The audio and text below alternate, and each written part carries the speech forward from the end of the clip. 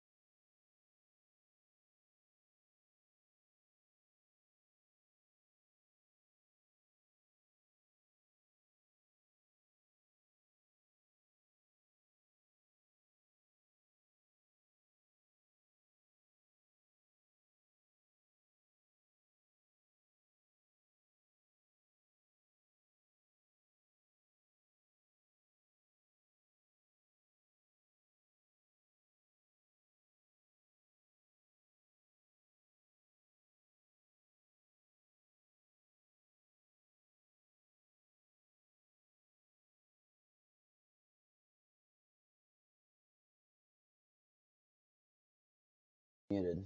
There we go. Now you guys should be able to hear me, for better or worse.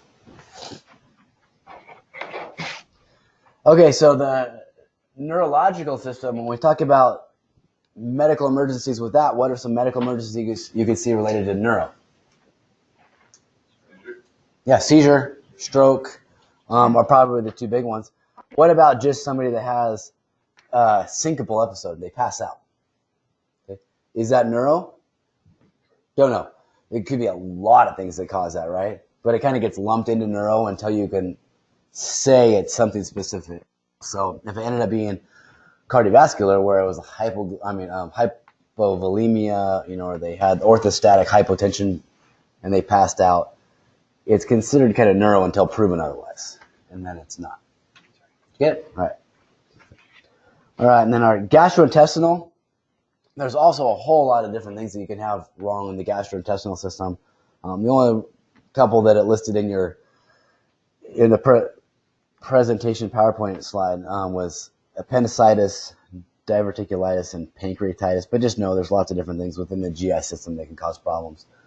Other than specific illnesses, when we talk about the GI system, do you guys know what tends to be the most critical as far as an EMS perspective when we talk about people with a GI emergency? Can you think of what patients that have a GI-related problem that have been the most sick for you? Yeah, bleeding is usually where, if we're going to have somebody really sick with a GI issue, oftentimes it's gastrointestinal bleeding. That is a big, big, big deal. If you have that patient that's vomiting, the coffee ground emesis, or they have stool that's obviously got blood in it, that really, truly, even if they're fairly stable at the time, that isn't one that you should be refusing, or trying to, talk into going to other mechanisms. Even like to immediate care is not a place you want a patient with a GI bleed to go. Because if it's truly hemorrhaging inside, that's a surgical fix. So they need to get to the hospital. All right, the urologic system involves what? A few different, not very many organs involved in this, but it's your bladder and kidneys, and then just all the tubes that go from those and out of the body. So when we're talking about kidneys, what's some medical problems you can have related to kidneys? Okay, they could just go into failure, right, where the kidneys aren't filtering anymore. And then another common one we'll see, well, not necessarily common, but what you will see a lot related specifically to kidneys are kidney stones. Have you guys ever been on a patient having kidney stones? For those of you who have seen, what is a classic symptom of kidney stones that you don't see with any other kind of pain? Okay. Yeah, it's more in the back, but people can have that kind of pain with other stuff too. It's that they can't sit still. Most people that hurt, how do you find them? They're splinting whatever is hurting, right? And they're not moving it. Rarely people that hurt do they want to move because that makes it worse. Kidney stones, these people, you can't get them to sit still. They're standing up, they're sitting down, they're moving around. They're doing whatever they can do to try to get that pain to go away, and they just do not sit still. There might be other things, other pains that you see that, but if you have that patient, think kidney stone, because that's most often where I've ever seen a patient that's having a lot of pain and won't sit still or won't move. The other thing that's kind of unique with kidney stones, narcotics don't really help kidney stone pain. You can give them all kinds of narcotics, and most people do not feel relief from their kidney stone with narcotics. When I worked at CUNY, what we found, or what the doctors had found the most effective that they had there for kidney stones was Toradol. And Toradol is it's an injectable medication, but it's just a really potent anti-inflammatory, like a potent ibuprofen. That worked way better for kidney stone pain. Even if their pain was 10 out of 10 and they were in agony, that worked way better than narcotics did. Okay, how about the endocrine system? What are we talking about here? So the endocrine system, you're mostly talking about hormones and that kind of stuff. What are some of the what is the number one most common medical emergency in EMS that you're going to see that's related to endocrine? Diabetes. Yep. So your hypo and hyperglycemic patients. Okay, and then hematologic emergencies are emergencies related to, or illnesses related to what? Blood. Okay, and so a lot of these, are they going to be more acute or more chronic? The actual illnesses. I'm not talking blood loss. Chronic, and most of them you're born with. So these would be things like sickle cell disease. What is the characteristic of sickle cell? Why is there a problem? What's wrong? Yeah, the blood cells themselves are deformed and oddly shaped, and there's a lot of different variations of that. And you can also have your hemophilias, where where the blood doesn't want to clot like it normally should, and in those particular patients, any kind of minor trauma is a big deal because they're going to bleed out. It's kind of like, it would be really similar nowadays to the patients that are really potent blood thinners. If you have a medical condition that anytime you bump yourself, you're going to bleed and it doesn't want to stop. Back in the 30s, 40s, even before that, most of these patients didn't even survive because they would end up with some sort of trauma and they would just bleed to death.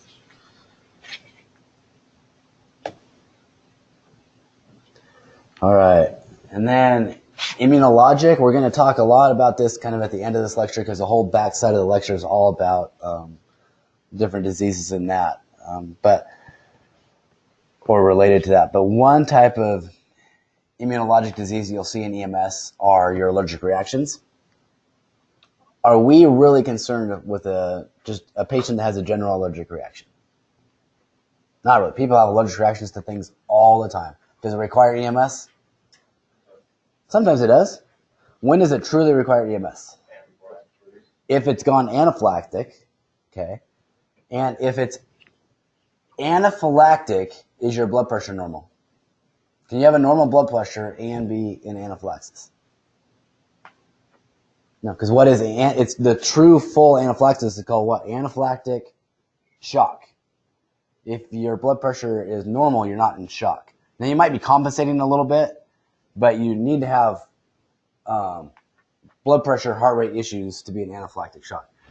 Now that doesn't mean that they're not critical, because you could have an isolated allergic reaction that's truly critical, especially if you're having isolated swelling where? Yeah, throat, tongue, mouth. So if your only place that you're affected is a bunch of swelling to your airways, but your pressure's normal, you're not, pale, you're not diaphoretic, you're not having any signs of shock, is that anaphylaxis? No, it's still just a localized allergic reaction, but we're going to treat it the same as anaphylaxis at that point if it's truly affecting their airway. But the minor allergic reactions people have, we don't really worry about. All right, toxicology. What does this talk about? Any foreign substance being introduced to the body, either intentionally or accidentally, that are affecting you, right? So more often than not, are we dealing with intentional or accidental toxicology issues? What do you go on more? Do you go on more people that have accidental allergic or exposure, or are you thinking more of your heroines, your opioids, because truly that's toxicology as well. So it's mostly right. Yep, now that could be too. Yep, for that, like the polypharmacy, the patients where they're taking so many meds and they're interacting with things. That could be the case too. Okay, psychology or psychiatric, any mental issues. From a emergent perspective, do we really get deep into dealing with psychiatric issues? Nope. What's our job in that situation? Make sure they get safely from point A to point B where they can get help. So sometimes, in the most extreme cases, that includes us medicating them, restraining them, whatever, to keep them safe. But really, mostly, it's just a matter of getting them to the hospital. Now, if you're transporting the patient with some sort of psychiatric illness, do we or should we, in the back of the ambulance, be doing a real thorough interview with that patient, trying to figure out why they're acting the way they are? The answer is no, we shouldn't. We should really try to figure out, the basics of what their medical history is, so we can identify that, okay, that's probably what's going on here, so we're not treating them incorrectly, but do not get into a big psychiatric conversation with them, because we are not trained in how to appropriately have those conversations without making things worse for them. So that's not our job. Just make sure we get them safely from point A to point B. All right, gynecologic, luckily, we don't really deal with this very much in EMS. Probably the two most common gynecologic conditions that I've dealt with in my career in EMS, and I'm not talking like labor and delivery, I'm just talking, more female-related problems besides that, would be just severe pain from really bad menstrual cramps, which they don't call for that a lot, but if they do, it's either because it's unusual for them or just whatever's not working. Or what's the other one that we'll get called for? Sometimes. Severe bleeding. Which most of them deal with, they deal with that all the time. They know what it is, but every now and then you'll get one that's just bleeding and bleeding and bleeding more than normal. And what is the risk when we're talking about a female that's having menstrual bleeding? By the time they call us, what do you think it is? It's really late into their bleeding, right? Because they're going to wait, and they're going to wait, and they're going to wait, and they're going to wait, because this is not abnormal for them. But if they call EMS for that, usually they're to the point where they're getting pretty hypovolemic. All right, so patient assessment. Our assessments for trauma patients and medical patients are very unique in certain ways. Now, they can both be somewhat focused, because do you do like a full head to toe on every medical and every trauma patient you go on? You do a full head to toe on which trauma patients? If they were either severe and altered LOC, you can't let you know what's hurting or bothering them, or if they just have lots of areas that were impacted or potentially impacted, okay? Do we do that same sort of assessment on a medical patient? Do you do a full head-to-toe exam? No, we don't. We do more of a focus exam for that body area. But if we're doing more of a focus exam, does that mean you're not really assessing head-to-toe? For a congestive heart failure patient, what kind of areas are you assessing? Yeah, you're looking at the skin. You're looking at their lower extremities for what? Pedal edema. So you're looking at the lower part of their body. Should be listening to lung sounds. So you're still hitting a lot of the body, but you're not doing a real systematic head to toe. But it doesn't mean you're just looking at one specific body part. So don't confuse those. But the medical assessment is based off of their nature of illness. What is another way to say nature of illness? Basically, their chief complaint. The chief complaint of the body area they're complaining of. And one thing when you're doing an interview, and you guys probably don't struggle with this because you guys have been doing interviews, for a while. But make sure when you ask a patient a question, how do I want to say this? You don't want to lead them into answering questions for you. You don't want to give them the words to say, but you want to make sure you're not missing something. So if you go on a patient that's complaining of severe, let's say they're really nauseated. Oh, I'm nauseated. I feel like I'm going to throw up. That's good. We need to find out about that. But what if they don't offer any other information? Do you just keep going, move on, or are you going to ask if they have other symptoms? You need to keep pressing them for more, because typically people complain to you about what is bothering them the most, not everything is bothering them. So, and specifically with nausea and vomiting, what is one thing that I might be worried about that has nothing to do with the GI system that might have a nausea vomiting symptom? Cardiac. A lot of cardiac patients have nausea and vomiting. The really big MIs that people are having and stuff, oftentimes they're nauseated, and it's a big GI issue too. So if I have someone that's nauseated and or vomiting, I want to find out, are you having any, first of all, I don't start out by saying, are you having chest pain with this or something like that? So I really want to try to find out from them first so I don't miss something. So it's like, okay, you're having nausea and vomiting.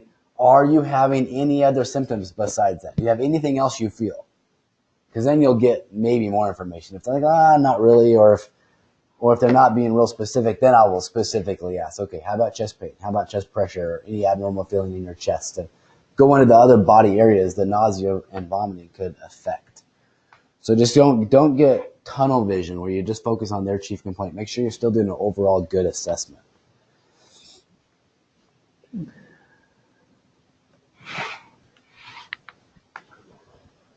Okay, so scene size up. What is the purpose for you in a scene size up? So the number one thing is your own safety, okay? The safety of you, your crew, everybody else. So that's your very first thing when we do a scene size up. But that's also trying to get an idea in your head of what this patient's going to need, what the scene's going to need. Do I have enough resources coming? Do I need more resources? Do we have way too many resources? Can we let them go? It's just all of that, everything involved in the scene right off the bat that you can tell before you really get deep into patient contact.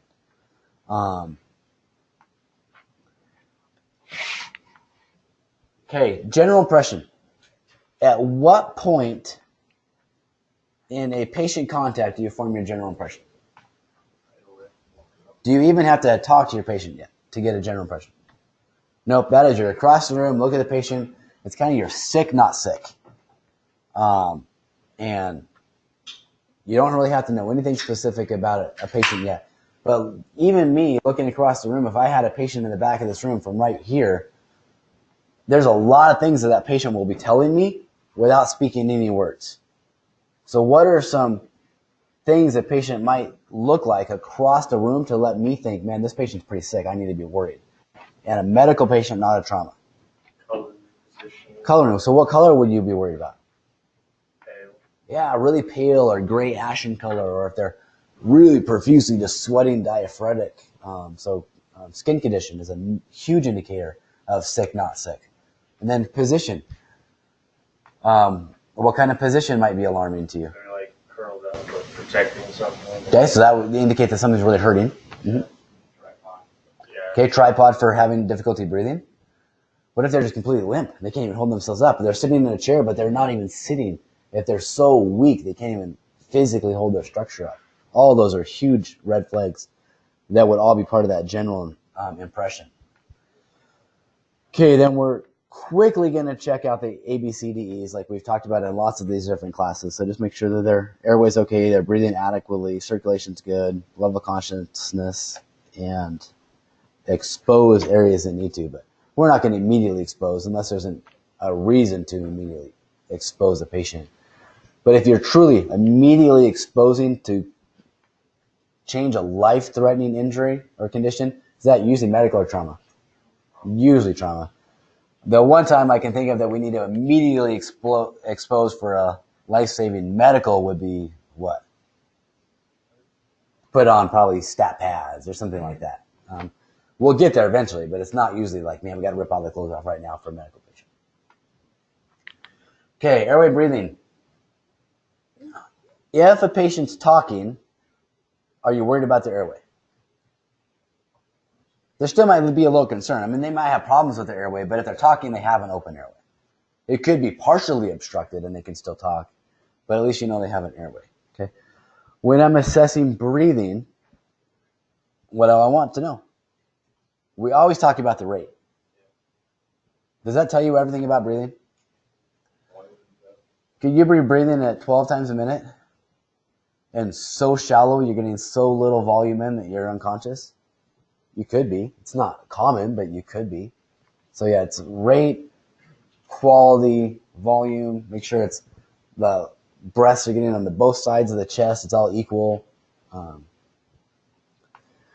All right, when it's specific with unresponsive patients, you need to open the airway. Okay. If you're having to manually open an airway as an EMS professional, what should you automatically be thinking about besides just opening the airway? Okay, possibly instructions. Okay. You should consider spinal injuries when you're opening an airway, sure. But what specifically about the airway do I want to? I want to start thinking about how am I going to keep this open? Because on most scenes, do we have enough people, at least right initially, to have that one person doing nothing but opening the airway for however long? No, so you want to get it open and secure to move on, right? So yeah, if you're having to manually open an airway, the next thing you need to figure out is what kind of airway adjunct can I put in? So what is the next thing you need to know? Gag reflex. Yep, that's basically our next thing, because if they don't have a gag reflex, my best airway device to open up an airway would be the OPA. If they have a gag if they have one, then we can do the NPA as long as there's not the nasal trauma and all the other stuff. But now really at your level, you should also be considering in any time you're putting in an airway to a patient, we can also, especially if you're going to an OPA, not an NPA, so if they have no gag reflex, you should probably be thinking iGel or whatever supraglottic airway you could put in. Why is that a better alternative than an OPA? Yeah, it's not going to prevent it, but it will help reduce the chances of it. Because can you put in a supraglottic airway for a patient that's breathing? Yeah, you can, absolutely. I mean, you might assist them a little bit, okay? But if they have an airway that will not stay open for, because they're so obtunded or whatever the reason is, they're unconscious and their airway doesn't stay open, we need to secure the airway, and iGel would be a great way to do that, and then you could just assist them breathing even if they are still breathing. I'm not saying you have to do an iGel every time you're going to do an OPA, but you should at least be thinking about it and considering it. If I'm putting in an OPA, I should be thinking and planning for the next step. So Scott, what have you normally seen as far as that gag reflex on a patient that's like, say, unresponsive? How often do you find that they're still breathing on their own without a gag reflex? Rarely. Yeah. Rarely. They usually will always have something. Yeah, I mean, I can't, there's no 100% on that. Yeah. But I'm trying to think of a patient that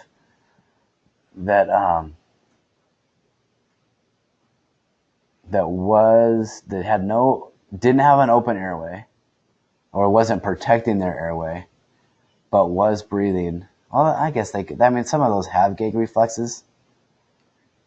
Kind of the number one patient I can think of just off the top of my head that I've seen that really has an issue with an airway, with obtaining their airway, and it's usually their own tongues that's obstructing their airway, that if I open up their airway, well, no, because they have an intact gag reflex.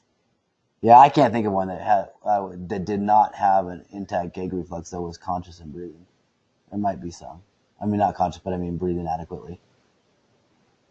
So yeah, if the one I was thinking of was an intoxicated patient, a lot of those, if they're severely intoxicated, will obstruct their airway.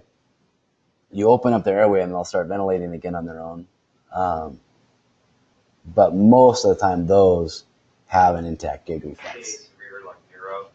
Yeah, you could definitely have a severe neurological injury that would affect that.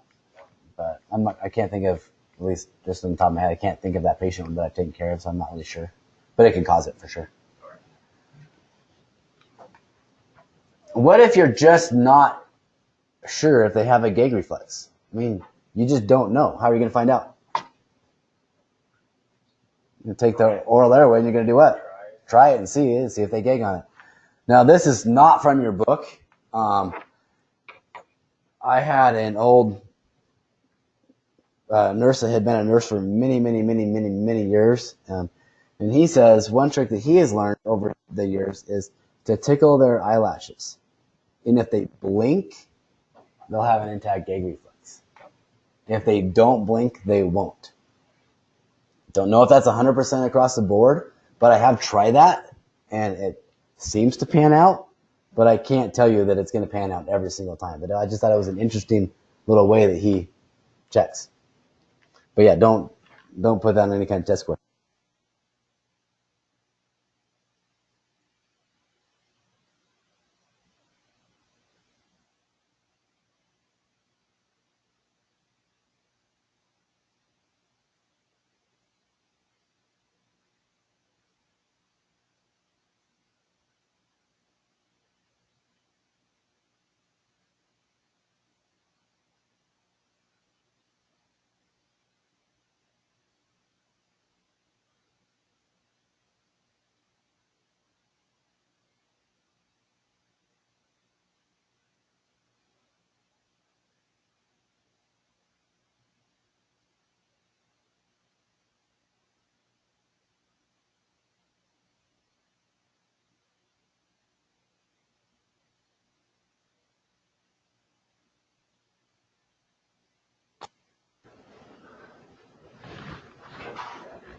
Yeah, it's got a battery signal.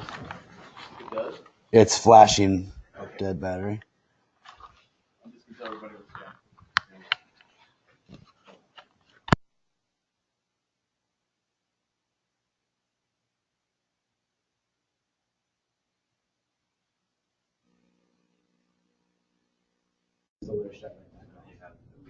Audio to that. I'll be right back. All right. Can you guys hear me now through the other speaker? Till we get the mic fixed? Yes. Okay, all right, we'll keep going, then we'll put batteries back in this mic. All right, so the circulatory system. Checking for a pulse. We want to know regular, irregular, quality, what's it feel like, that kind of stuff. And I was saying as a general rule, we're horrible at this, and I am just as guilty about this as anybody else. Because on most calls, how do we assess for a pulse? Or how do we get their heart rate? We put the SP2 on them. We slap on the automatic BP cuff. More often than not, that is the extent of our assessment for getting the heart rate and that kind of stuff. Okay? Now, am I saying on every single patient you go on that you need to do an actual manual pulse and manual blood pressure? No. If you're picking up a patient that they sprained their ankle, well, that's the isolated injury. That's the only thing they have. Am I truly worried about other things? Not really. Is it still best practice to get a manual pulse and blood pressure? Absolutely. Am I going to do it on all of them? Probably. Which patients, though, do you really need to make sure you get a manual? If you feel their pulse with your fingers, not the outside. Anybody that's really sick. Turn the camera on so they can actually see your smile. Oh, I'm sorry, guys. By design. Yeah. So if you have somebody that's super sick with cardiac, respiratory, neuro, any major body area, then it's really the best practice. You really should be actually getting a pulse. Now, there's a lot of times I don't do a pulse right away in a patient. We'll get there. We'll be assessing them. Either myself, but more likely one of my partners is putting on the pulse oximeter, getting an automatic blood pressure cuff, maybe sticking on the cardiac monitor. But at some point between there and usually when I hit the road, at some point in there, I try to get an actual pulse. And mostly for just with myself and just kind of how I handle that, it's usually once I get the patient in the ambulance. Once we get them loaded up, once I'm ready to go, once I'm kind of with the patient by myself where I can do a little more of my assessment, that's when I'll try to do a manual radial pulse. But just don't forget that those pulse oximeters and the manual blood pressure cuffs, they are so convenient and they're so nice. But they don't take place of checking that pulse because it doesn't tell you enough about the circulatory system. All right, enough about pulses though. What other assessment when I look at the patient will give me a huge indicator for the circulatory system? Skin color, okay? It tells you a lot about circulation, right? Now they can have altered skin colors for a lot of other things besides just cardiac, but if you have a patient with a severe cardiac condition, you're going to have an altered skin color. And typically, what's it look like? Yeah, pale to ashen, and usually associated with diaphoresis as well. All right. Okay, patients in need of rapid transport. So in your mind or in your assessment, more often than not, when are you going to make the rapid transport decision on your patient? General impression is when most of you guys right now are going to make that assessment or make that determination. You guys have done enough patient care in your careers where you can walk through the front door, you can look at your patient, and you can know across the room without even talking to them, assessing heart rate, pulse, any of that this patient is sick and it's a rapid transport. That's when most of you will make it. Now, every now and then we have those patients that throw us off. They look pretty good, and it's like, yeah, okay, things are fine. Then you get more into assessment. It's like, oh, geez, this patient's a lot sicker than I thought. But more often than not, you'll make that transport decision right when you walk through the door. Now, when we talk specifically about transport decision, there's a lot of variations to how people handle this, and our system has evolved a lot with this since I started working here. When I first started working in EMS in this county, it was a general practice that you got on scene and started transporting as quick as you possibly could on pretty much anybody. It's like, get there, get them going, get them moving. You do as much care as you can in the back of a moving ambulance till you get to the hospital. What you can't get done, they'll do. That has changed a lot since I've worked here. And even in having conversations with the medical directors, they know that has changed a lot and they're okay with it. They're now okay with us spending a little more time doing treatments on a patient that need to get done. As long as it's not that critical patient that we're doing a whole bunch of stuff on scene and delaying transport. But for our patients that aren't critical, they're okay with us spending a little bit of time getting things done. And there's a reason for that. And it is a huge change in the volume of patients at the hospital. It used to be when we arrive at Kootenai, you'd bring in a patient to the ER, and you'd be met by 3 or 4 nurses because they just weren't always that busy. And they had a lot more people to get stuff done, like get IVs in and that kind of stuff. Now they don't. Now they're busier. So by spending another minute or two in the ambulance and getting something done before you hit the road, might actually get that to the patient much quicker than delivering them to the ER, and they might have to wait 15, 20, 30 minutes to get that same treatment done in the ER. So, again, just keep that in mind for our local system when we talk about transport. But as far as the book goes, when do you transport a patient?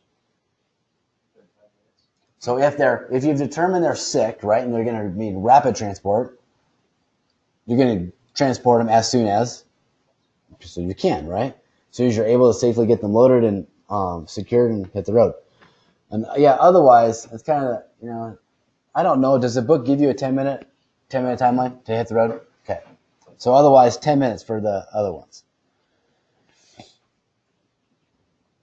Anybody that has any basically problem with their airway, breathing, and circulatory system is automatically a rapid transport, as well as a problem with neurological, so they're unconscious or things like that. Okay, history taking. History taking is kind of an art you learn over years and years of doing this. And it's very simple on some patients, it's very, very difficult on others. Because I want a good history on my patient, I want to start by getting a history of what? Their current problem, and do they have a medical history related to that current problem? So if they're complaining of shortness of breath, okay, great. We'll do that. We'll figure out the ABCs. We'll get that all stabilized. But now I want to explore first their respiratory system, okay? Do you have a history of respiratory disease, and what diseases do you have? And then things that are similar to the respiratory system or work closely with the respiratory system. What other body system works very closely with respiratory? Cardiovascular, right? Those two play hand in hand together. So then I'm going to find out about cardiac disease. Now, I also then want to explore other diseases that the patient has, but do I really, from an EMS perspective, need to know everything they have? No, I need to know everything they have that's pertinent to this call. Now, it's not a bad idea if you have the time and the ability to keep a history of all the other things, but that's not where I'm going to start. I'm going to start with current complaint, fix it, what I can, history of illnesses that are related to that or similar body systems, and then I'm done with history for now. Then I'm into my care and transporting and everything else. Then if I have time at the end, I'll come back and try to fill in the blanks with the other history.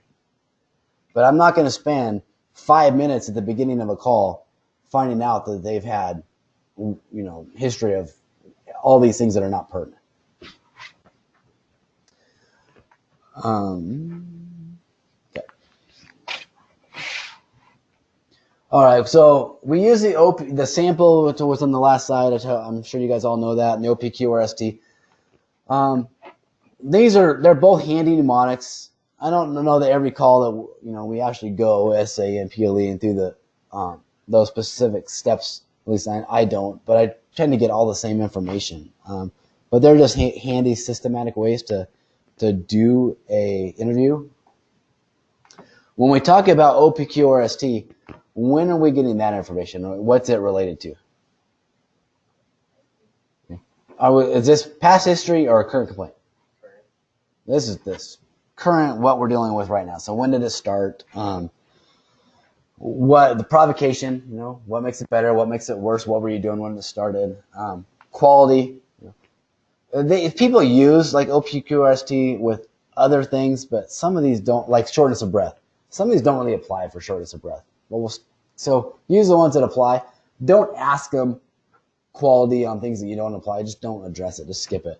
But if they're having a discomfort, all right, well, what's it feel like? Like for chest pain. Okay, what's the quality of your chest pain? What am I really trying to get them to answer there? What's it feel like? I mean, is it pressure? Is it pain? Is it squeezing? Is it stabbing? That's what we're talking about there. Radiation.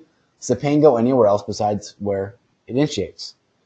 If it does, great. And they give you a clue on different things. Severity. What scale are we using for this? The 1 to 10 scale. Why does it make any difference with what we use a 1 to 10 scale? Because everybody's 1 to 10 scale is completely different. What's the reason for that? You say it's subjective, and you can kind of trend it if you start performing intervention. That's a key word, trending. I really don't care personally what this person's 5 is versus their 7 versus their 10. It makes zero difference to me. But if I use that same scale on that same patient, now I'll know are they getting better or worse or staying the same with that number. The subjectivity of the number means nothing, but it lets you know based off of them if you're making a difference or not. And as I'm sure a lot of you guys heard through the training we had our past Medicare audit, Medicare wants numbered pain scales.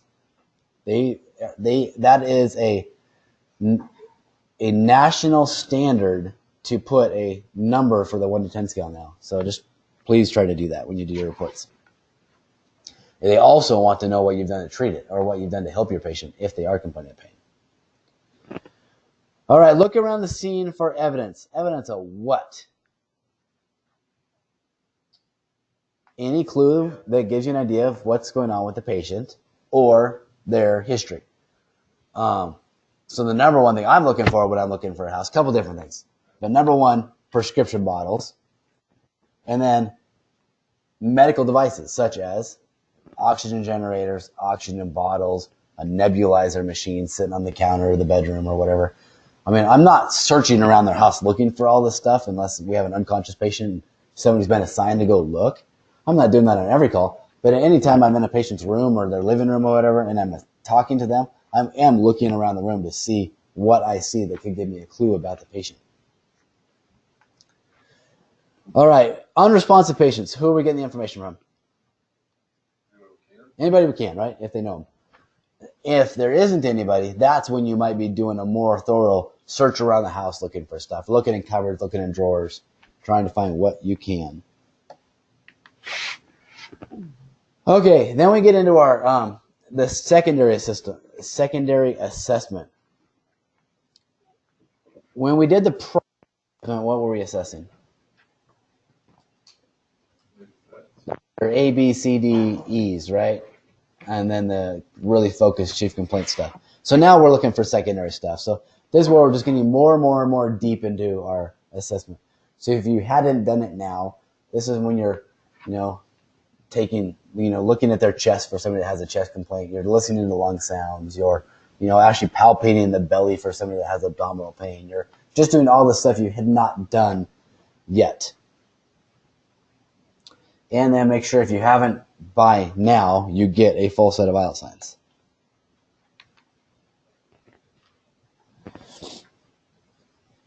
Okay, reassessment. When do you reassess something? Reassess a patient.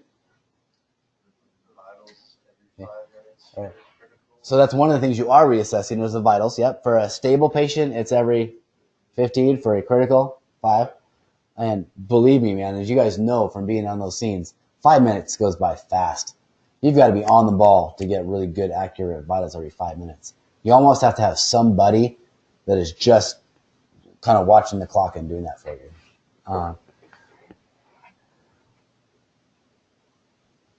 Sorry, I just completely lost my train of thought.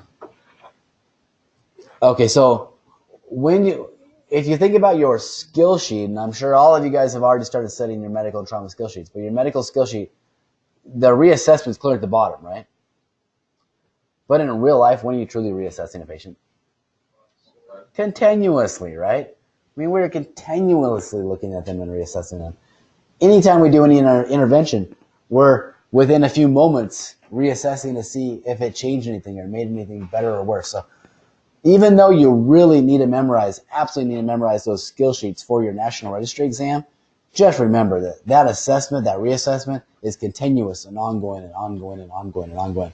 And please, please, please, please, please get in the habit of documenting your reassessments and what happened. It doesn't do any good to do a whole bunch of interventions and a whole bunch of treatments to a patient, but not document the outcome of the patient. Please document how the patient did with it. Scott, thank you very much for being here. You're welcome. Take care.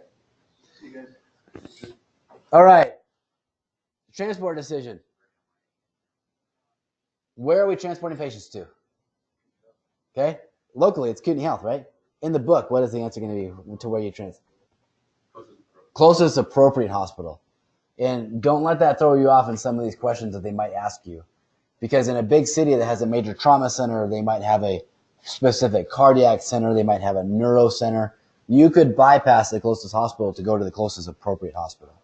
So just if it says appropriate hospital, just make sure that you're keying in on that. But around here, it's all Kootenai. What about urgent cares? Can you transport into urgent cares? Not yet. I think those days are coming.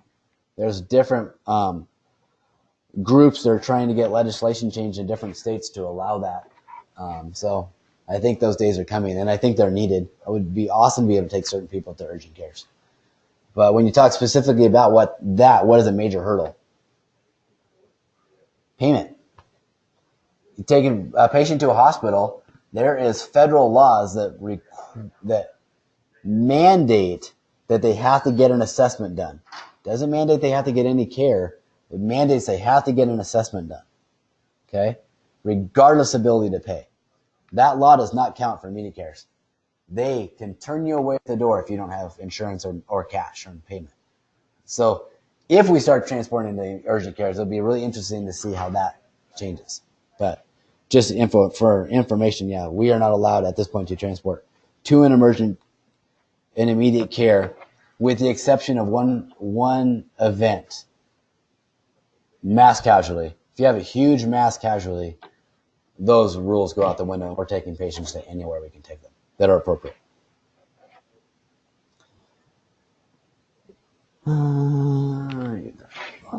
We talked about scene time already. All right. Around here, we don't use this feature a lot, but ground versus air transport. When are you, let's say, you're going to be at times the most senior person on scenes. Probably not on an ambulance yet, because of how our system works. But you could be the most senior person on the scene as an advanced EMT. What is going to determine to you whether you're going to do ground or air transport? What are some indicators that will go one versus the other? Distance, access.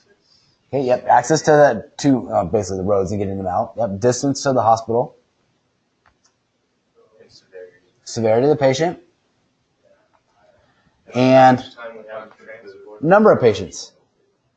I've been on a call where we landed a helicopter on the freeway in I-90 between Post Falls and Coeur d'Alene.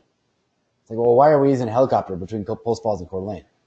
Well, it's because we had multiple patients, and we were sending other patients to Spokane because Kootenai was already getting full. So it's not always distance to the hospital. It's distance to where the patient needs to end up. So just think about that. Now, there have been times, too, where I've have elected to fly patients out that weren't as sick as other times. And an example, we had a patient, I'm trying to remember the exact situation. It was an arrhythmia that they had that was fixed and the patient was stable. But we flew them to Kootenai from Worley on Ironman Day, when on any other day we would have driven them. But because of the current road condition on Highway 95 due to Ironman, we flew them. So there's lots of variations with that. But as a provider, you need to be thinking about, okay, which patients am I going to fly and which am I not? What is a good habit to do if you're even considering flying a patient? Start them, or at least inquire where they're coming from. Have dispatch find out if life flight, well, at least for around here, life flight's available. Because there's a lot of times when we have a helicopter in Spokane that's quick, or a helicopter in Sandpoint that's fairly quick to get here. But there are other times it's like, man, we're thinking about flying them. Is life flight available? So they'll come back on the radio and like, yeah, they are, but they're coming out of Tri-Cities. Well, is that going to change your plan? Absolutely, because now you're looking at a much lengthier time to get the bird on scene. So just think about all that. There's just a lot that goes into deciding whether you're going to do ground or air.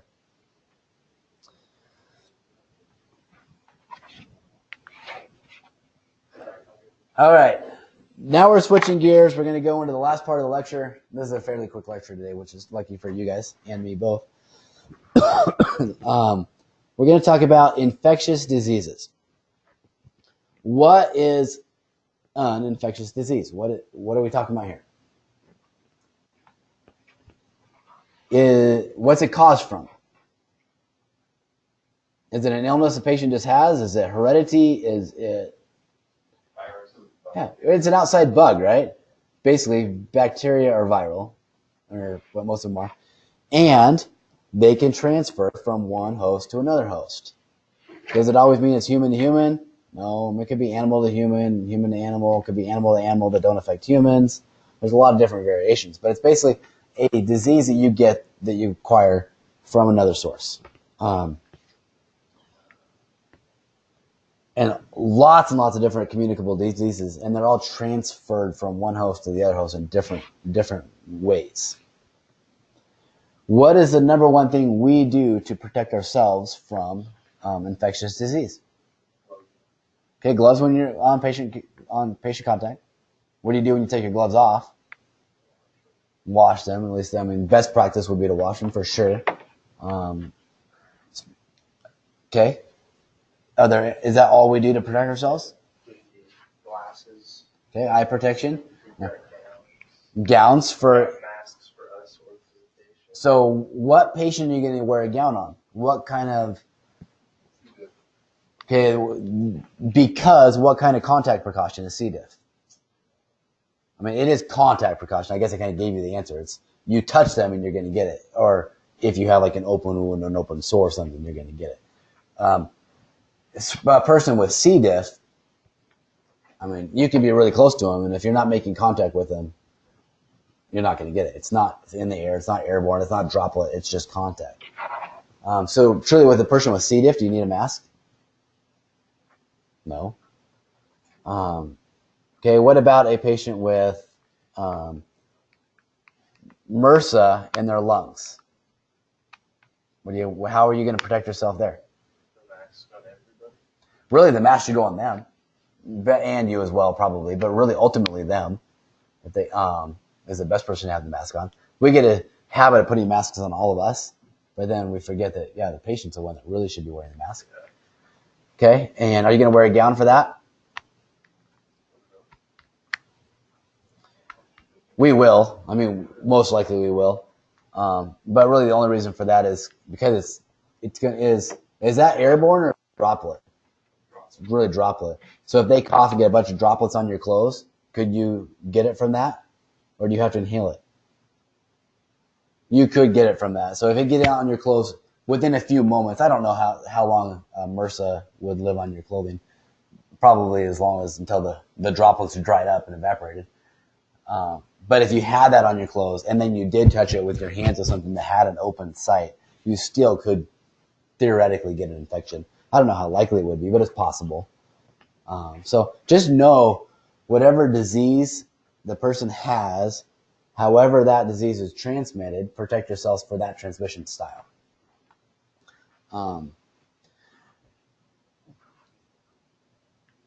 Now, there's been some issues lately with Kootenai Health.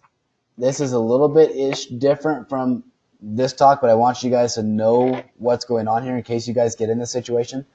There's a policy at Kootenai Health that's been in place for a couple of years now. They are not allowed to wear isolation gowns and masks and that kind of stuff out in the hallway as a care provider. If they're going to take a patient like from their room down to X-ray or CT or wherever, they make sure that the patient has a mask, that the patient's covered, that the patient is secured. They don't wear that stuff. They have to take it off by policy. We've had a few times where the EMS providers have gone to take a patient with MRSA or whatever other communicable disease or infectious disease. And what do? We put on the mask and gown and stuff, and we're going to take them out to the ambulance. Where different care providers have been told by Kootenai, you guys can't wear that out in the hall and you have to take it off. Okay, what are you going to do in that situation? You know, grab some more gown, put it back on. Okay, you could do that. It'll be fine. It's kind of completely up to you. Because here's where our administrators, when we've had this discussion at higher levels with Kootenai County and our medical directors, we don't work for Kootenai Health. They are not our employer. They don't hold our insurance. They don't have our protocols. Once you put that patient on the ambulance gurney and you are moving them out of the room, whose patient is it? Is it now the hospital or is it now yours? There's yours. You can just say, now it's our policy that we wear this and we're going to wear it. The system's got your back on that. They are aware of the controversy. So just FYI, it's still our policy to protect ourselves.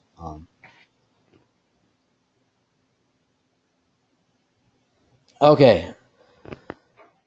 When we talk about infectious diseases, obviously there's a lot of different ones. But what are the most common chief complaints you think your patient might have, or symptoms that the patient might have with an infectious disease? There are some general symptoms most of them exhibit. Oftentimes fever, at least for an acute illness. Nausea, rashes of different kinds, a lot of them will cause. And that says pleuritic chest pain. What is pleuritic chest pain compared to regular chest pain? Irritation of the lining. Right, so how is that going to, it's the irritation of the lining of the lungs in that area, but how is that going to present different than like cardiac chest pain? Right, that's the one. Yeah, deep breath will make it hurt worse. Coughing will make it hurt worse. Sometimes moving will make it hurt worse. Yes, and then difficulty breathing is the other sign that your book gave for just general infectious disease complaints. Okay, managing infectious disease. So obviously, it focuses on life-threatening conditions, like anything we do in this entire field is life-threatening comes first. But otherwise, from EMS, are we truly managing their disease? No, we're transporting them, right? We're not fixing, any communicable disease. I mean, we don't have the tools to fix it in EMS. So we are treating life-threatening injuries, dealing with chief complaints that we could possibly fix. So if one of their complaints was severe nausea due to their whatever infectious disease they have, do we have mechanisms to make that better? Sure. So we would do that, but we're not truly fixing the disease.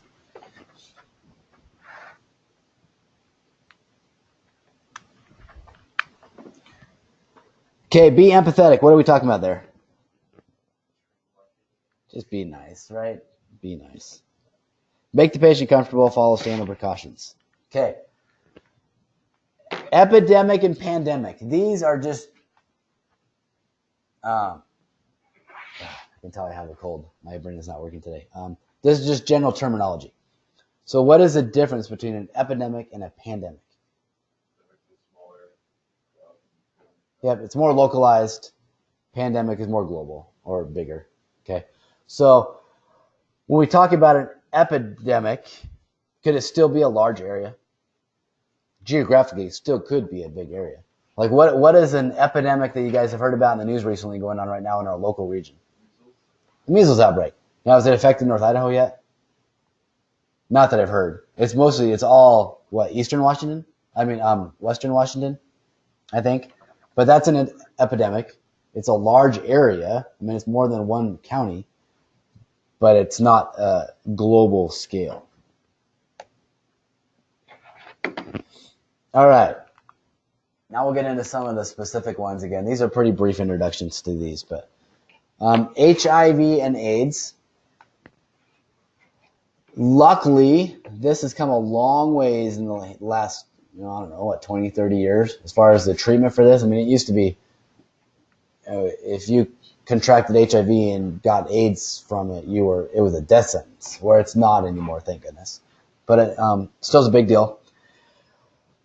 How is this disease primarily transmitted? It says right on your screen, okay, sexually. But what are we concerned? Why are we concerned about it?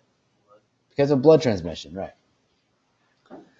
So the HIV pathogen, what it does, it envelops infected cells and it attacks the immune system and then eventually other organs. So it's attacking your immune system is the big deal. Why are we worried about this pathogen affecting our immune system? Right, so is it the HIV virus that kills most of these patients? No, it's some other disease that they get because their immune system is so compromised. Yes.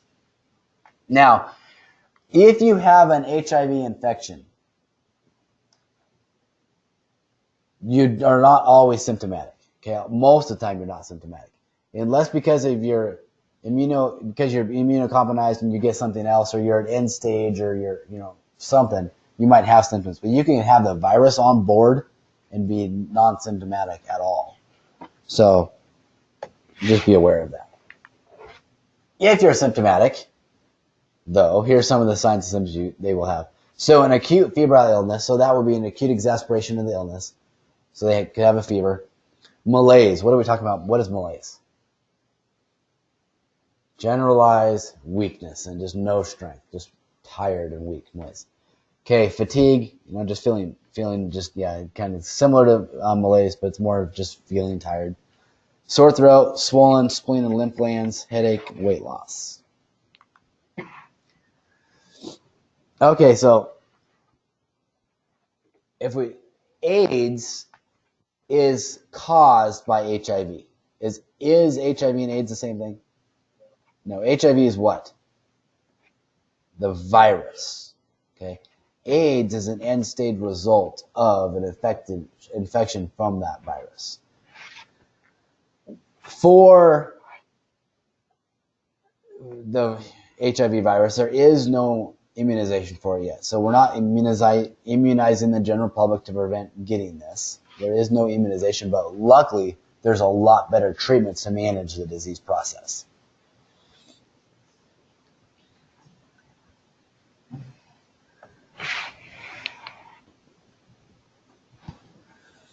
Okay, so how is HIV potentially going to be potentially contagious to you? How might you get it? We taught that it's bloodborne, right? So how could you, as an EMS provider, get HIV from an infected patient? So you talked about a needle stick, okay, a dirty needle stick. Absolutely. It's probably the most common way to get it. If you get a dirty needle stick from a patient that has HIV, are you going to get HIV? Book says 1 in 3. Yeah, it's still pretty rare. But you're gonna have to go through all the, the hoops to make sure you don't have it. Okay, so what are some other ways you can contact it? So if they have a bloodborne disease, how can you get it from them? Have a break in your skin and get blood in it. Okay, any break in your skin that you get their blood on in that area is a potential spot. What about if they're vomiting and there's blood in their vomit?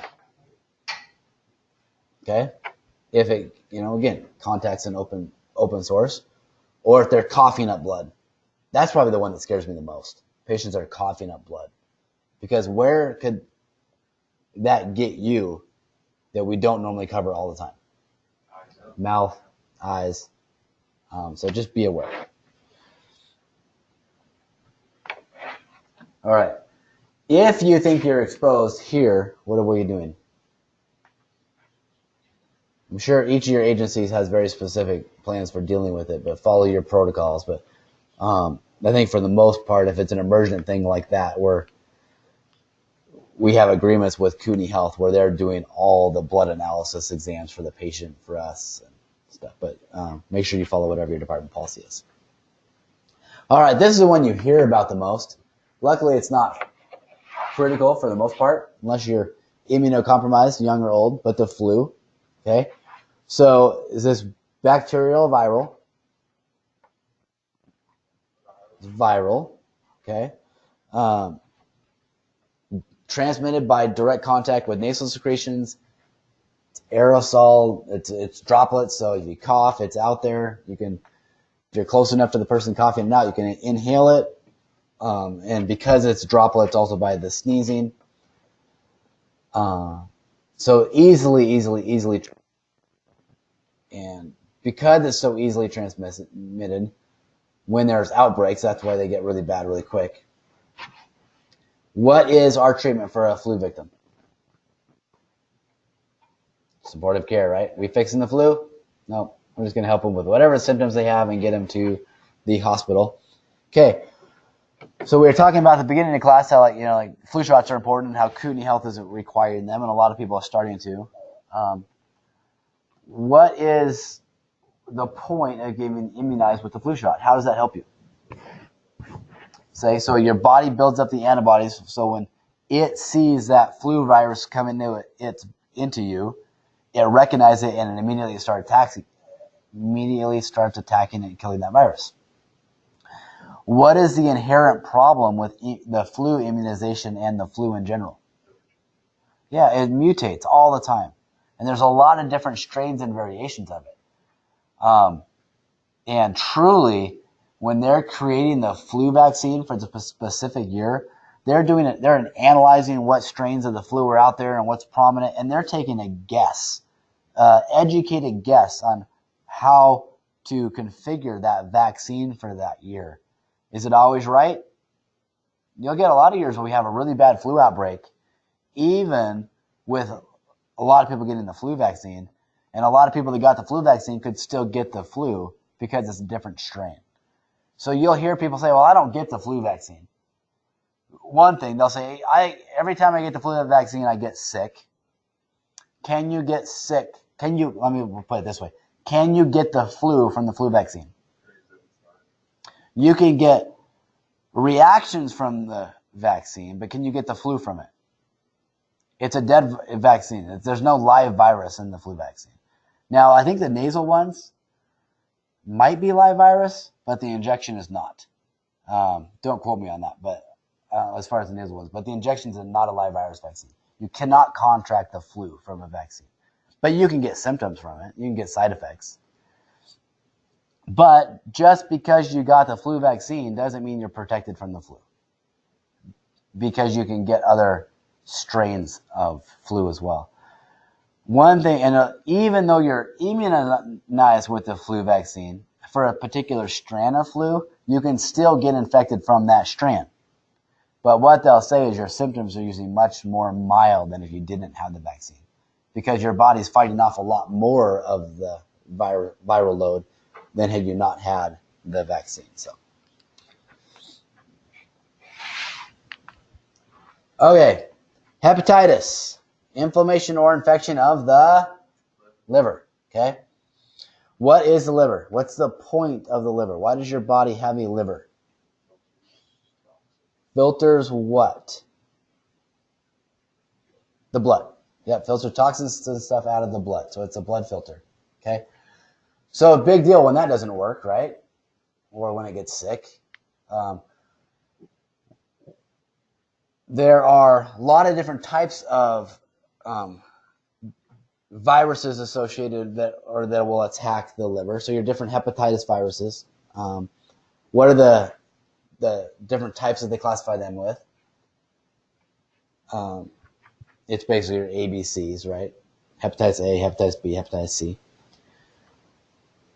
Which is the one the one you're probably the most likely to get as a healthcare provider, specifically a healthcare provider? B, because how is it transmitted? Numerous methods. Right. It's like the aerosolized. Right. Yeah, it's probably the most easily to get just from treating people with health conditions. If you're not talking about health conditions, one that is really commonly transmitted through uncleanliness, specifically about preparing food, which one is that one? A or C, both will be that way. But yeah, so there's different ways to get different of them.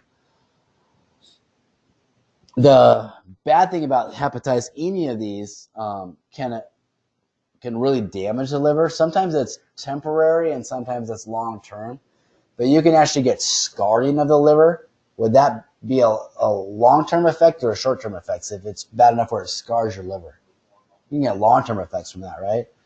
It can also lead to liver failure, so the liver just gives out.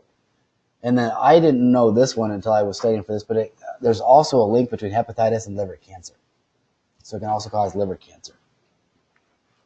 For us, management of any of these is managing the symptoms and protecting ourselves and getting them to the hospital.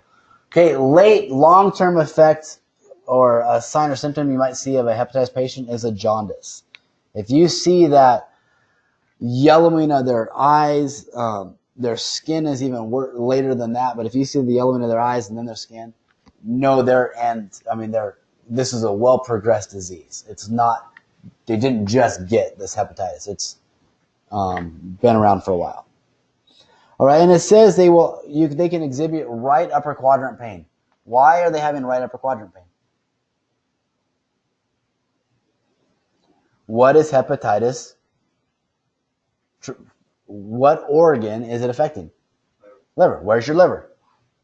Upper right quadrant, okay? So it makes sense why they'd have upper right quadrant pain.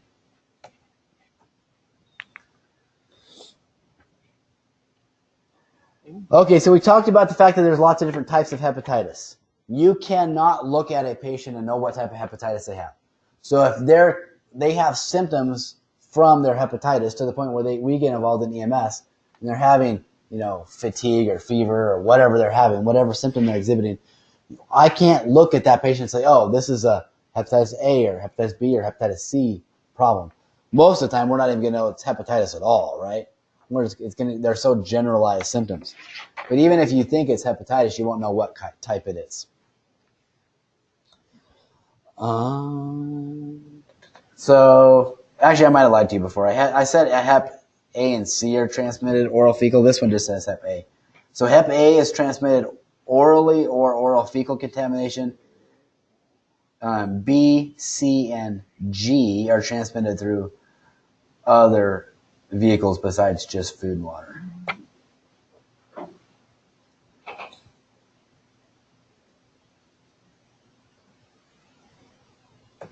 Okay, if you get immunized for any of these diseases, but if you get immunized, are you protected from the disease?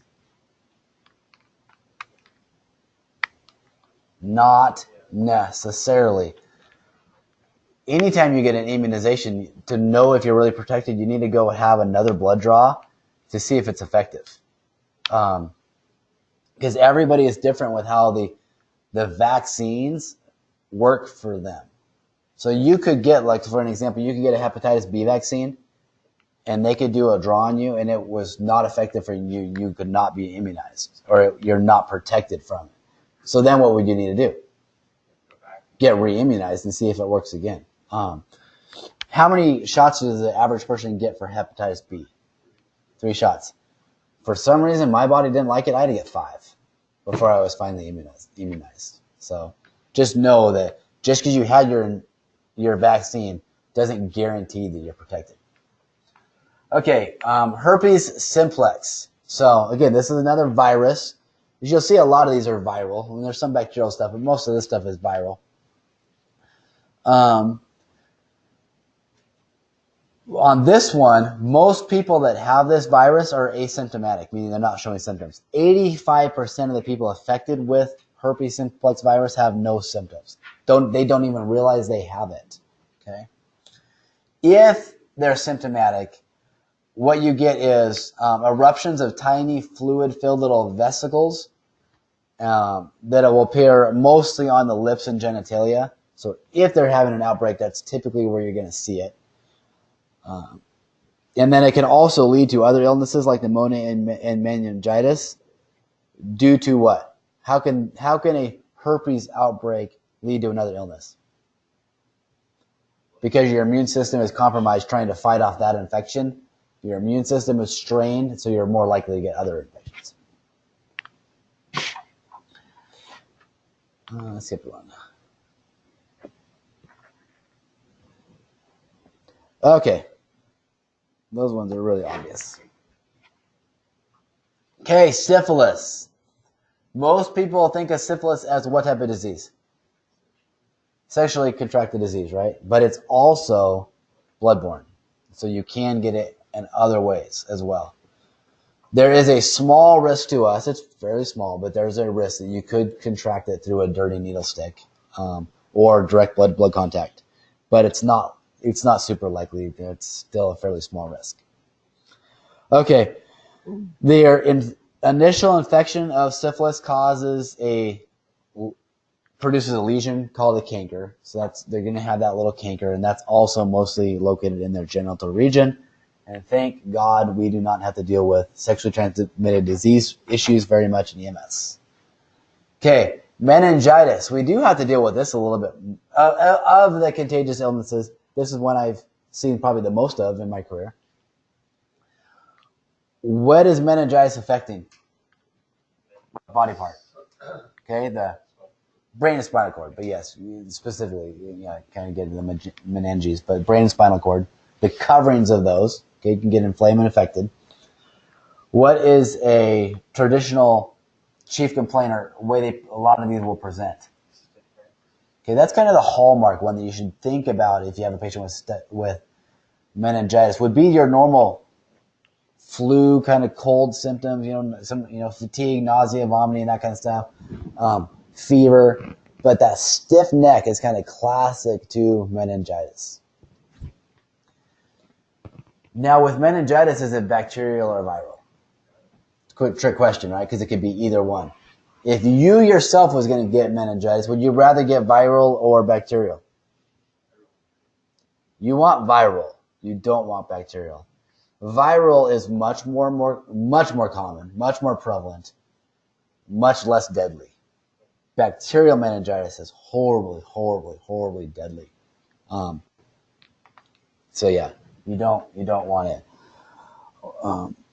Or just to give you an idea how deadly this can be, this kind of set home to me as a care provider with how tragic bacterial meningitis could be. We had a little 6-year-old girl come into the ED. She was a perfectly healthy, normal child. She had no other medical conditions. She wasn't on any meds. She had nothing. Normal, healthy kid. She came down with flu-like symptoms, so her mother took her to the immediate care. And took her to the immediate care within 24 hours of the onset of symptoms. So it wasn't like they'd waited days and days and days and days. Within 24 hours was at the immediate care. The immediate care doctor was pretty astute. He picked up that he thought it might be meningitis. Sent her over to the ER. So we did a workup for her for meningitis. Do you guys know how they test for meningitis? You do a lumbar tap. So you take this needle and you actually put it kind of in between the vertebrae into the spinal column. You get some of the cerebral spinal fluid out. And then they analyze it. Well, this girl was but even by the time she got to the ER, which is, again, we're 24 hours or less into this illness, she's pretty sick. Comes back, bacterial meningitis. So, Kootenai was very obvious. We were very concerned with the bacterial meningitis. They decided, okay, we're going to send her to Spokane because she needs to go to a peds ICU to be treated. Though they flew her to Spokane, even though at the time she truly wasn't that sick. She was sick, but not deathly ill yet. Flew her to Spokane. She died the next day at Sacred Heart. So this normal, healthy girl died within 48 hours of contracting bacterial meningitis. So if you have a patient that is complaining of anything where you have a suspicion it might be meningitis, that specifically that stiff neck not associated with any kind of trauma, right? And other, fever and other stuff that leads you to infection, please encourage them. They have to be seen. Okay? Doesn't mean that the patient absolutely has to go with you in your ambulance. So you're going to do anything for this disease in your ambulance. No. So if the family is like, man, we don't have any money, I can't afford an ambulance, I don't want to go, be very insistent that they get seen anyway, even if they go in their own car. But they have to get seen, and they need to get seen right now. But again, the likelihood is it's probably what? If it's meningitis. Probably viral. Viral's not deadly. I mean, I'm sure that people die from it, but nothing like bacterial. You treat more of the symptoms. You're not treating the disease. But there's a chance it could be bacterial, so they need to be seen.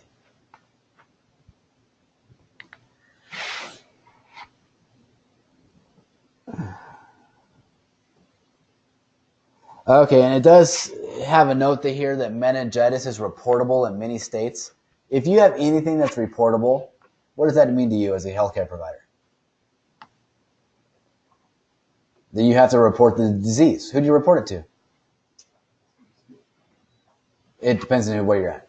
But technically, as far as an EMS perspective, just make sure that the nursing staff are going to report it, and they're really good at reporting this stuff.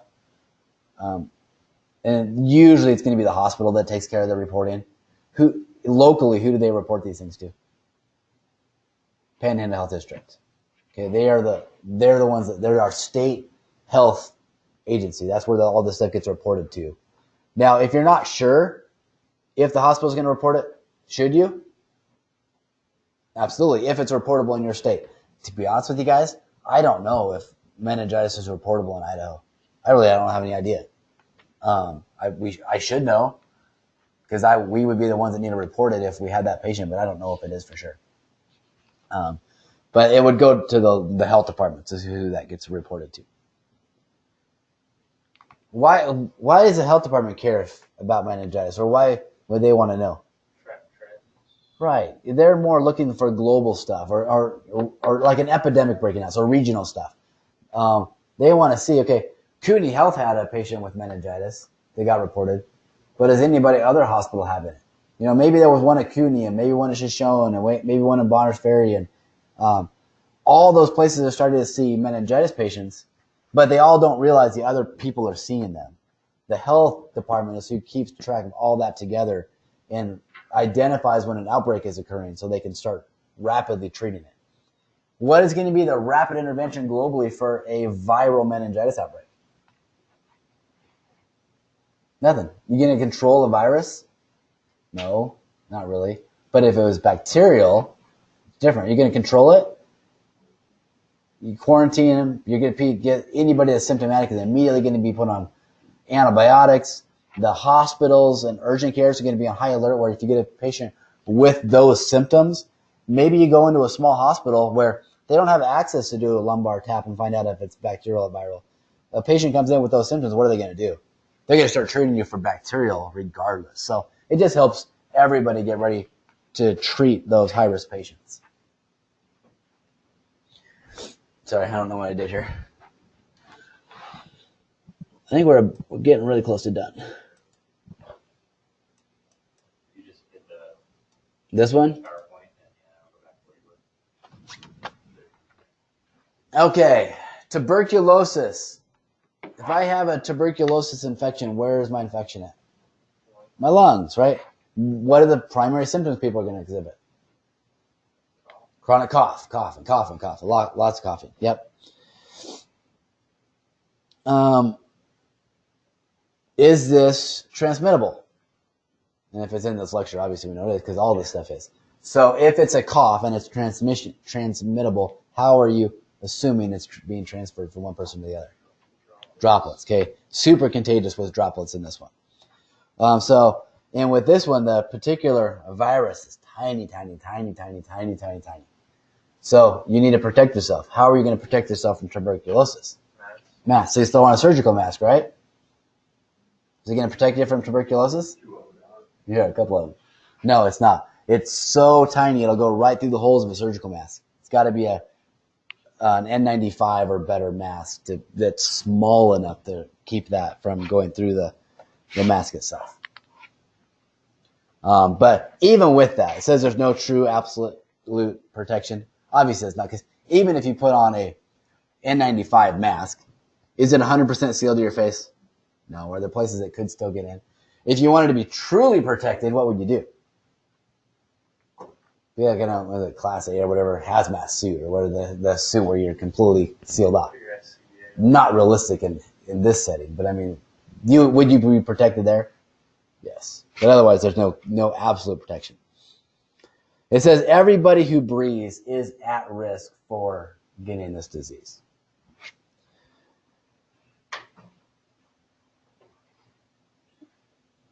So we, as healthcare providers, get tested to make sure we don't have tuberculosis. Could you have it without having any symptoms? Yep. So what do we do to get tested? Okay, how often do they recommend that happens? Yeah, annually. Okay, pertussis, most commonly called whooping cough. Again, it's another respiratory disease. What's the primary symptom? And it says it right there in the name. Cough. This used to be pretty much kids. Now they're seeing it in adults too. And for many years, they thought it was gone due to immunizations and stuff. There wasn't whooping cough or pertussis. You didn't see it. It was just, they thought it was eradicated. It has made a comeback in the last, 5 years or so, maybe longer than that. But we are starting to see it come back. Why do you think it's coming back? Vaccines cause autism. People aren't vaccinating like they should. Because of that, people aren't vaccinated because it wasn't there. So they're electing not to get that particular vaccine. So more people are not vaccinated. Now, don't get me started on the whole vaccine thing, because And I was Personally, saying I am very, very torn with vaccines. I'm a believer the vaccines are good. Okay, I married a public health nurse. She knows more about vaccines than anybody I know, and she will not let us vaccinate our daughter because of all the risks and stuff associated with vaccines. I can't even argue with her because she's like the expert in this. So I know there's a lot of controversy with this, and me personally, it would be really hard. If my daughter ever contracted something and died because she couldn't have the, or because she didn't have the vaccine, that'd be very difficult for me knowing that she could have had the vaccine. But whenever I talk about it with my wife, I can't even argue with her because I barely know enough about this stuff to do this lecture. She knows this stuff. I mean, it's incredible what she knows about this stuff. And it's like, yeah, she's like, nope, nope, nope, nope. Now, she's not saying to not ever, she doesn't believe that nobody should ever be vaccinated. Her big belief is you shouldn't be vaccinated when you're young, when your immune system is really not well developed. And she also doesn't mean they should she absolutely is against stacking immunizations where they do a whole bunch of them at once. She's like, if you're going to do them one at a time. Let your body recover from that one before you do the next. So she's not even though our daughter hasn't had any yet, which is driving me crazy, and she's 10, my wife she's not against it because of some moral or whatever belief. Her, it's all science-based off of what she knows about it. And just, yeah, it's kind of weird to have somebody that when she worked full-time, her biggest part of her job was immunizing people, but she's done enough research that she's like, no, I don't agree with that at all. All right, this is the communicable disease that we probably hear about the most and deal with the most. Good old MRSA. What is the biggest problem with MRSA as far as the patient's concerned? And if you really read the title of the medication, it'll let you know what the problem of it is. It's methicillin, what is methicillin? It's a type of antibiotic. It's methicillin resistant. So they had this methicillin, this antibiotic that was really good for this particular bacteria. The bacteria over the years has mutated enough where it's become resistant to the antibiotics. So now what antibiotic used to be great for that particular illness, now that same medication isn't working. So they give the medication to the patient and it's not helping them because they're resistant to it. Now what they will do is what do you think? If you're not resistant, that antibiotic doesn't work, you'll do what? We'll try a different antibiotic. But every antibiotic with how it's made and how it attacks the particular bacteria is different. All antibiotics don't work for all bacteria. So you might have somebody that has a particular disease process that is methicillin resistant, but the problem is methicillin is the only antibiotic that's really good for that bacteria. How do you control that patient? It's really, really, really, really hard, and it's more protecting the symptoms. But that's truly what the problem with MRSA is the antibiotics are not helping as well. They believe a big contributor to that is the fact that to any of these bacteria that are becoming resistant to antibiotics is because there's so much use of antibiotics. It's just out there so much that the bacteria somehow figured out a way to protect themselves. Okay, if you hear the term, it's right here on the screen too, but nosocomial infection. If it's nosocomial, what does that mean?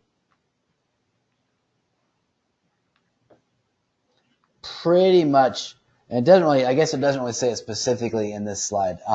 It's transmission, yeah it does, if you read it closely. It's transmission from patient to patient.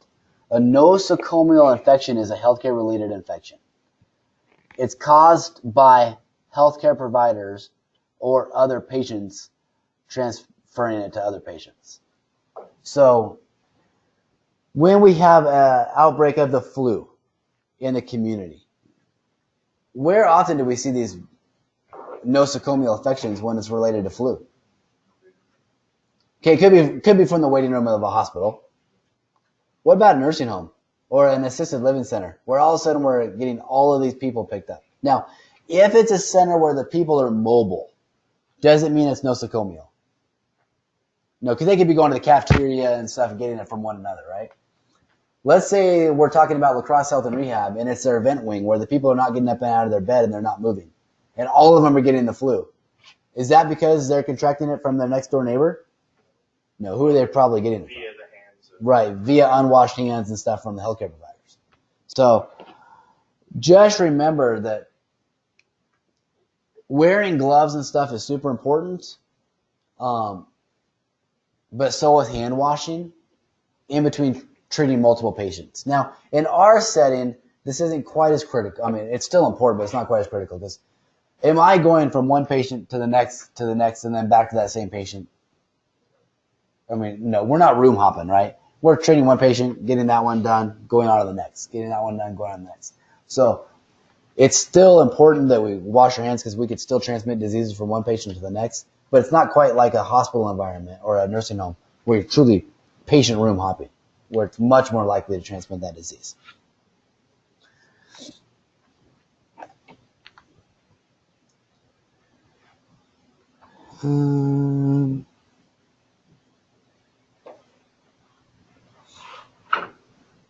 The only part on this one I would just want to just bring to your attention so you know, incubation period between 5 and 45 days for MRSA. But what do we talk about in an incubation period? How long it takes to get signs and symptoms of the disease, right? Where you have it in your body, but you don't show any signs. 45 days is a long, long time for an incubation period. I mean, you've had this disease for over a month and don't even realize you have it. So just be aware of that, because in that case, the patient could be transferring that disease to other people without even realizing they even had the disease. Okay, hantavirus. We don't see very much of this, but if we do, where does the contact come from? Usually from rat or rodent poop. So if you have a patient that comes in with signs and symptoms of some sort of viral illness and they're not really quite sure where they get it, and all the lab work's coming back, they don't have MRSA, they don't have flu, they don't have this, they don't have that. This is one that they'll look for, especially if you have a patient that will tell you they've had a recent exposure to this. How would you know if you had a recent exposure to this? What if you're just cleaning your garage out? Like, man, 3 days ago I cleaned out my garage, it was filthy. It's like, whoa, was there rat or mouse poop around? Yeah, we were sweeping up and getting that. And now they have a viral infection. They'll need to check out and make sure that it's not hantavirus, even though it's pretty rare. The good thing about hantavirus, it's not transmitted person to person. So if you have it and you're infected with hantavirus, the other people around you aren't going to get it.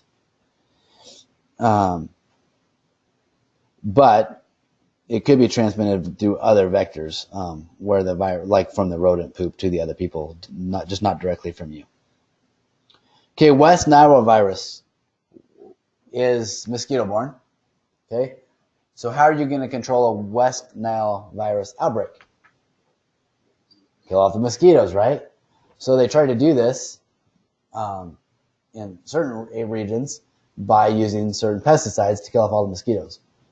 What does that cause? Right, oftentimes the pesticides cause other problems to other animals or whatever. So there's no great way yet to deal with this issue. But just know that, it's West Nile is a mosquito-acquired disease.